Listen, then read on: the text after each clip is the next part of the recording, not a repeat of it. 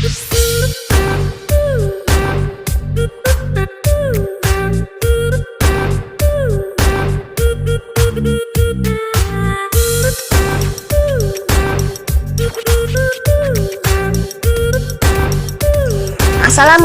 warahmatullahi wabarakatuh.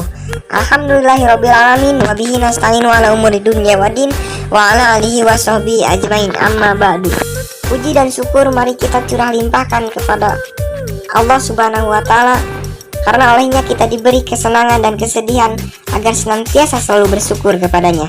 Salawat beserta salam mari kita curah limpahkan kepada baginda Nabi kita semua, yakni Habibana wa Nabiyana Muhammad Sallallahu Alaihi Wasallam. Tak lupa kepada para sahabatnya, para keluarganya, para tabiinnya, dan semoga sampai kepada kita selaku umatnya. Saya, Diki Aldiansah Maulana, akan mempresentasikan pada mata kuliah pengembangan kurikulum PAI yang didoseni oleh dosen kita semua, yakni Dokter Ibu Dokter Nafisa MAG MSI, yang disampaikan untuk memenuhi tugas agar nilai saya A. Macam-macam konsep kurikulum dan pengembangannya. 1. Kurikulum subjek akademis. 2. Kurikulum humanistik. 3. Kurikulum rekonstruksi sosial. Dan yang terakhir, kurikulum teknologis. Kurikulum subjek akademis merupakan model konsep kurikulum tertua dan masih sering dipakai sampai saat ini, karena kurikulum ini cukup praktis, mudah disusun, mudah digabungkan dengan tipe lainnya. Kurikulum subjek akademis bersumber dari pendidikan klasik yang berorientasi pada masa lalu. Kurikulum ini lebih mengutamakan isi pendidikan.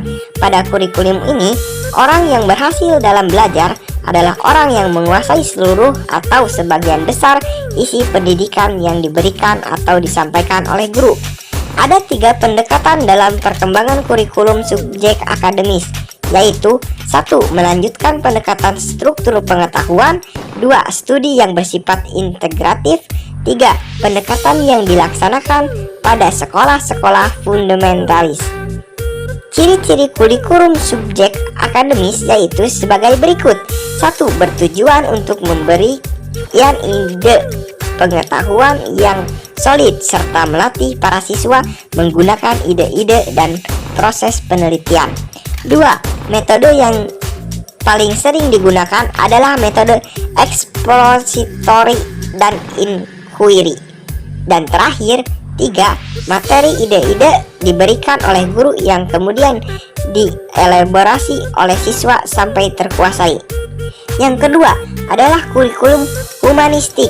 Kurikulum ini berdasarkan konsep aliran pendidikan pribadi, yaitu John Dewey dan J.J. Rousseau. Konsep ini lebih mengutamakan siswa yang merupakan subjek yang menjadi pusat utama kegiatan pendidikan.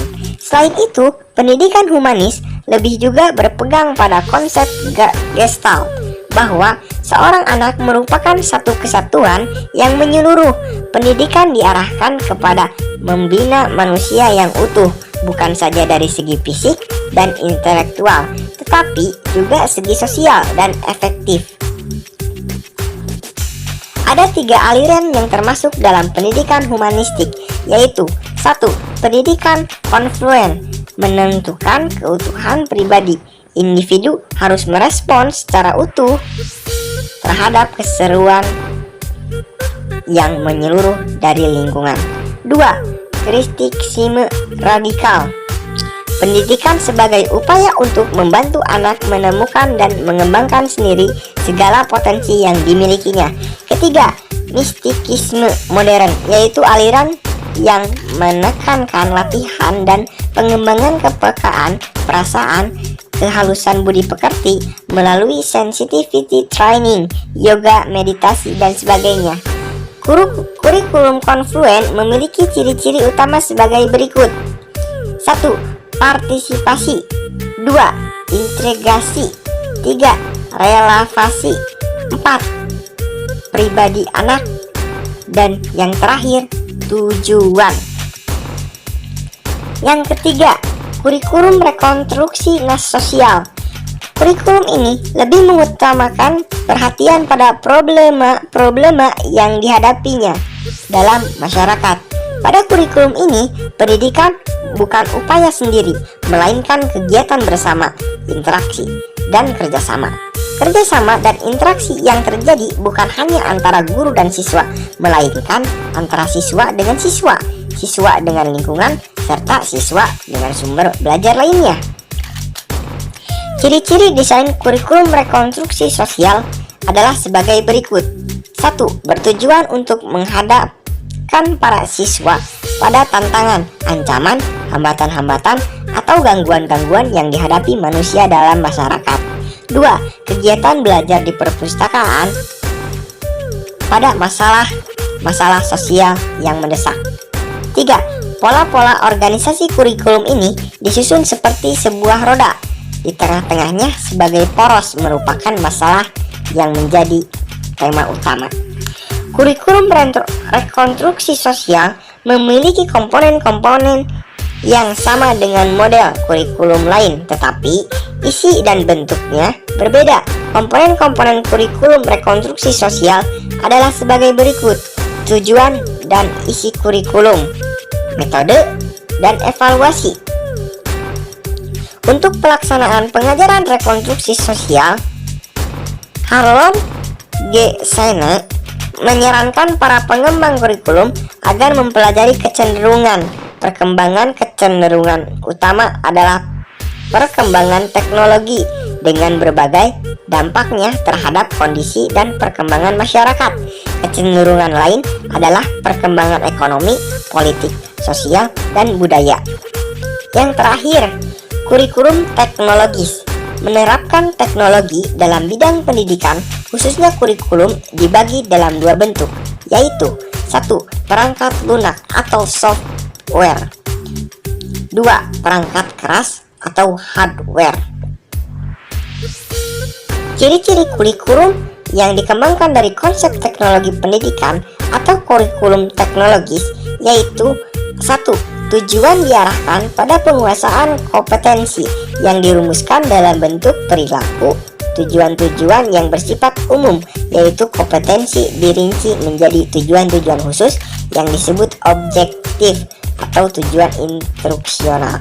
2. Metode yang digunakan biasanya bersifat individual. Kemudian pada saat tertentu ada tugas-tugas yang harus dikerjakan secara kelompok. Pelaksanaan pengerjaan mengikuti langkah-langkah sebagai berikut. 1. Penegasan tujuan kepada siswa. Pelaksanaan pengajaran, pengetahuan tentang hasil, organisasi bahan ajar, dan evaluasi. Inti dari pengembangan kurikulum teknologis adalah penekanan pada kompetensi, pengembangan dan penggunaan alat dan media pengajaran bukan hanya sebagai alat bantu tetapi bersatu dengan program pengerjaan dan ditujukan pada penguasaan kompetensi tertentu. Mungkin hanya itu yang bisa saya sampaikan. Ada pepatah mengatakan, atau seorang yang tampan mengatakan, sebagus apapun kurikulumnya, jika kita tidak mencari tahu apa arti pendidikan yang sebenarnya, maka kita tidak akan tahu megahnya sebuah ilmu pengetahuan. Mungkin itu yang saya bisa sampaikan. Mohon maaf bila banyak kesalahan. Wallahul muwaffiq ila aqwamit thoriq. Wassalamualaikum warahmatullahi wabarakatuh.